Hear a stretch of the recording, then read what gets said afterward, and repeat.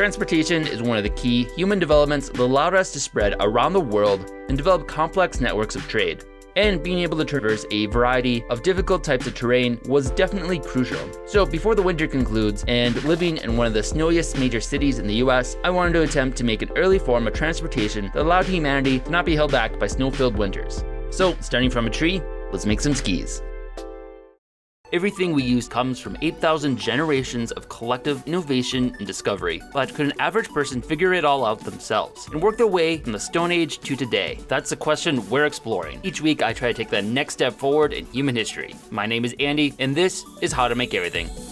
Be sure to subscribe and turn on notifications so you don't miss the next step in this journey. But before we begin our quest, a message from today's sponsor, Raid Shadow Legends. Raid Shadow Legends is a really fun RPG game for both mobile and PC from the team at Plarium. In the game, you assemble your crew and head into battle. Each victory wins you more silver and opportunities to strengthen your champion, or add new ones. Plus, there's a really helpful automated feature so you can focus on building your clan, but let them do all the fighting themselves. There are a lot of different gameplay zones to keep the game interesting. The artwork and attention to detail is really impressive and helps complete this immersive experience. And best of all, the game is free to download and play. Season 1 is live, and you can earn Battle Pass points when you complete daily and weekly challenges. The more you earn, the higher your level, and the more valuable the rewards. Beat the challenges and get ahead over your competition. Right now, gamers can claim free champions and more with Amazon Prime. Log into Raid Shadow Legends and sign up before February 9th to collect 3 epic skill tomes and 40 potions. Feature drops run through April and include the epic champion Vala, shards, XP boosts, legendary artifacts, and potions. Claim your loot today for Amazon Prime members only. You can start playing right now by hitting the link in the description. And if you are a new player, you'll get 100,000 silver, 50 gems, 1 energy refill, 1 free champion, executioner. All these treasures will be waiting for you here. The rewards will be available through the links only for new players and only for the next 30 days. While a relatively modern sport, skis are actually an ancient technology used at least since 6000 BCE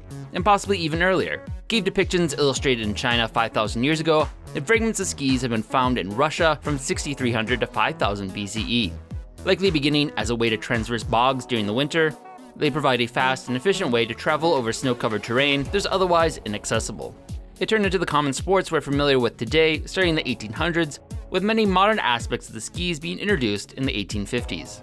But before I dive into making my skis, I wanted to add one really helpful bronze tool to my collection of other handmade tools like my hammer, axes, chisels, and knife. For that, last month we paid a visit to Gregg, the sword casting guy, to collaborate on making a wide variety of upcoming Bronze Age tools, as well as the prominent upcoming invention of the sword. One of the tools he helped me cast in bronze was a draw knife. Haven't been able to find any exact information on when it was first invented, but the concept is not that far removed from a standard knife, just with a handle on both ends, so it's hard not to imagine it being made in the era we're in.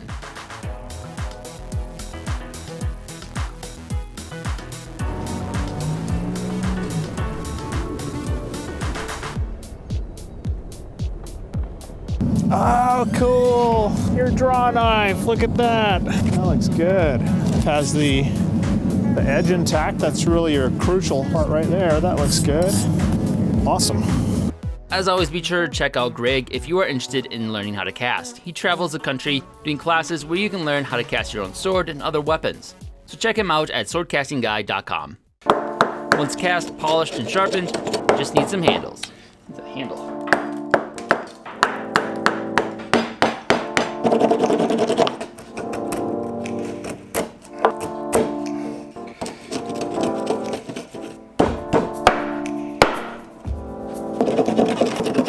You get the idea. Now, to get the tree.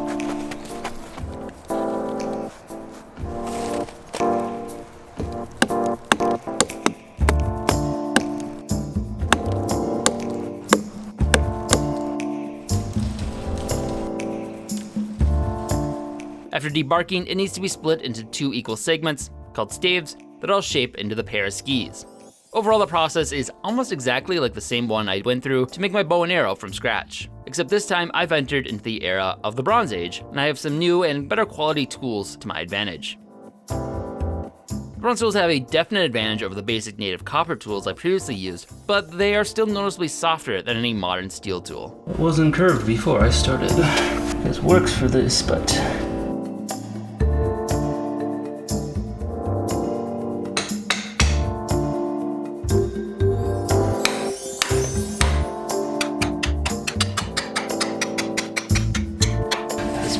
straight. That's going good. Got some knots to watch out for.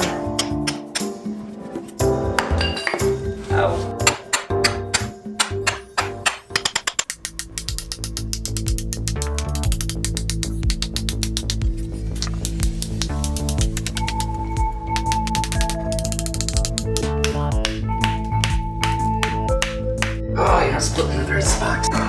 Shit, it's no bueno.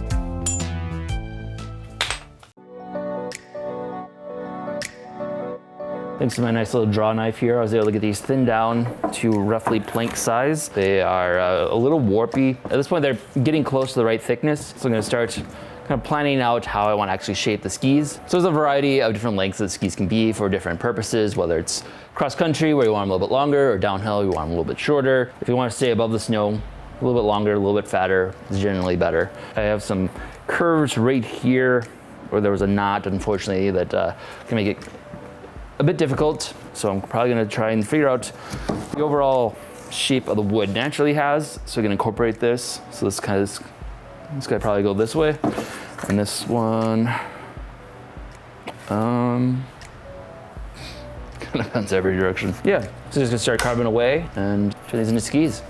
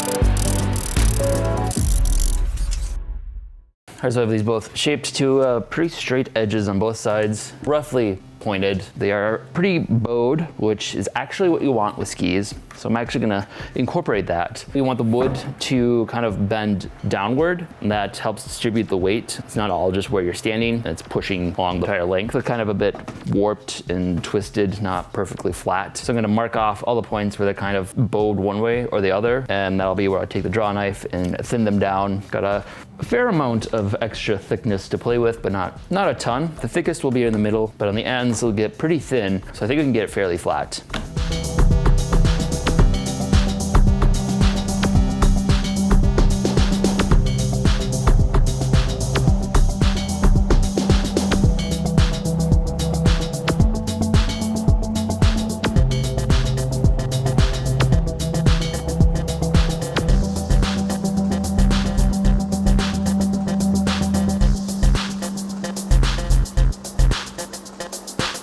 Roughly to shape. Next, to start smoothing out the edges and evening everything out.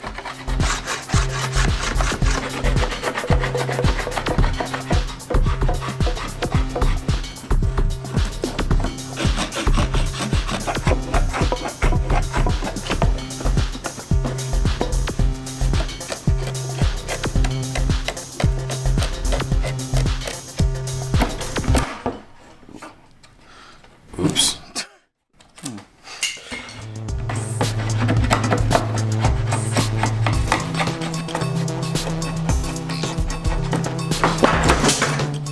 I cut myself.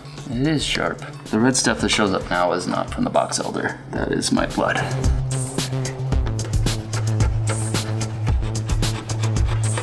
Lastly, to sand it smooth, using some coarse sandstone.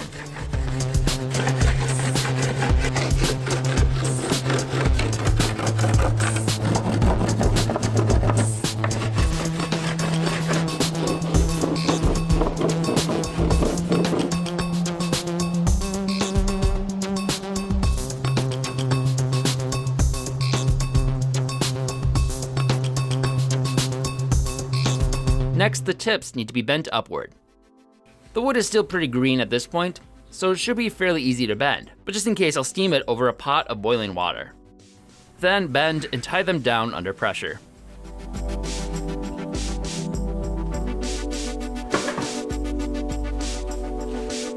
Pull, Bill, pull.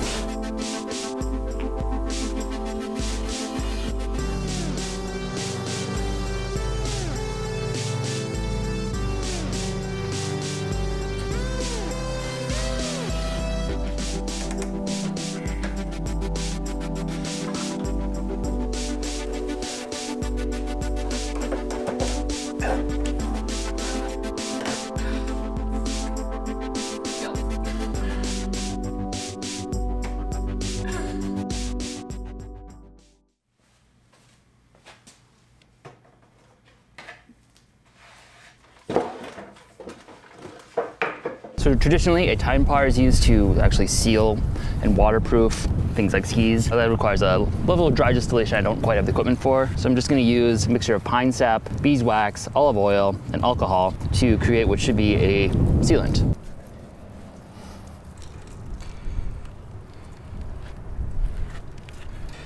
Okay, just let that dry.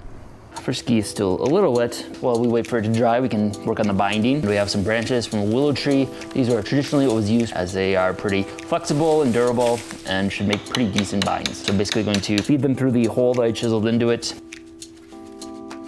twist them together like a rope, make one loop that'll hold my toe, and then a loop extending to the back will go around the heel, and that should attach your foot to them and hopefully make them not fall off. Some sweet jumps. Now to repeat for the other ski.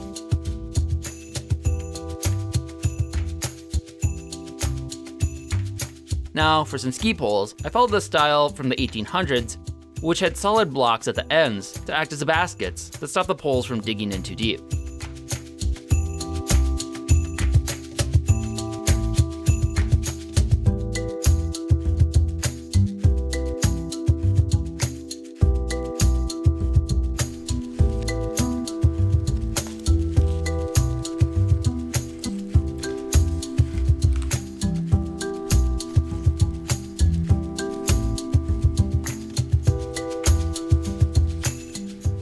Naturally, while in the process of building the skis, Minnesota's perpetual winter suddenly vanished, and with it, most of the snow this project was made for. So, to put them to the test, we went somewhere guaranteed to still have snow for at least another month: the Wild Mountain Ski Slopes in Taylor Falls, Minnesota.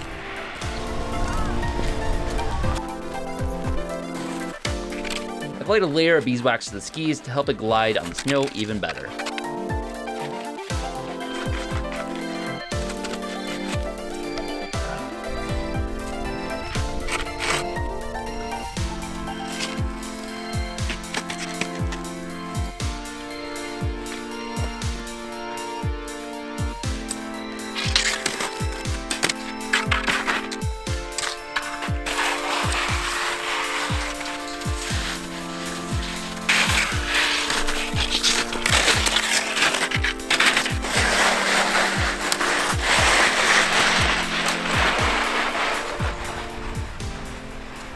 So I took my skis out on some side trails to try them for the cross-country ability, and overall I'd say they're pretty functional. I definitely kept me above the snow, and I was able to go relatively fast and a fair amount of gliding to it. They don't glide as well as modern skis. I think more of a wax on it would probably help. The layer I tried rubbing on didn't do too much, probably melting a whole layer, making it much thicker would have had a better function. Biggest issue is definitely the binding. Traditional willow branches that I used for it just broke right away. And substituted them with rope, and then that was really difficult to get to the right tightness and not for it to come loose or anything. So that's probably the biggest issue, because when that comes loose, then it's hard to keep the ski straight and control it. And then the ski poles actually worked out pretty good. I don't have any complaints about them. But we're at a downhill ski resort. Let's see if we can find somebody a little bit more experienced at downhill skiing to try them out. See if they're willing to risk their life at it. I'm not sure how safe it'll be, so we'll see if we get a volunteer. I think this is the first time in years that I've actually been somewhat scared to go ski. Let's see.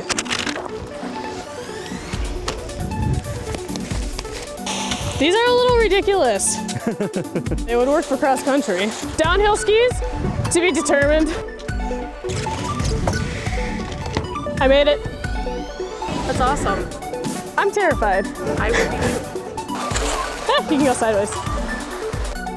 Not too bad. You can side slip, so hey, that's a bonus. You can kind of tip them on edge, kind of. They're not too horrible. I'm so scared. Well, I can hockey stop. No, that does not work.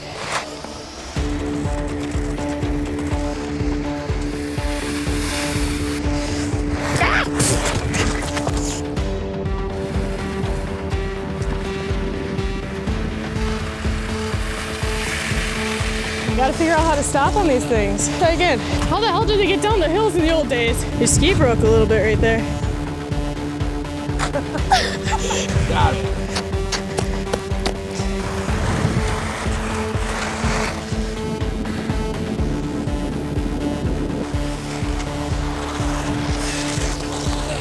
All right.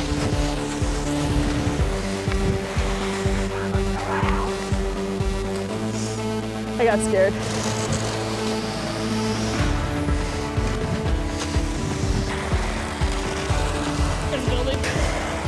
Oh, I stopped. All right. I didn't die. Do they work as downhill skis? Cross country, yes. If you had a strap to strap your heel down, I think they would work pretty well. They actually slide pretty good. One slides a little bit better than the other. So you got one foot going, one foot staying. Do they go straight? Yeah, they go straight. Thanks for trying it out and risking your life. Would you take them down again, or? Maybe cross country. It's also really icy out today too. So I think if you had a warmer day, new experience. Here's your trophy. It's so tiny and cute. Thank you to Sam for trying them out. Now to give them a shot myself. It's pretty legit. Completely and legitimately for real.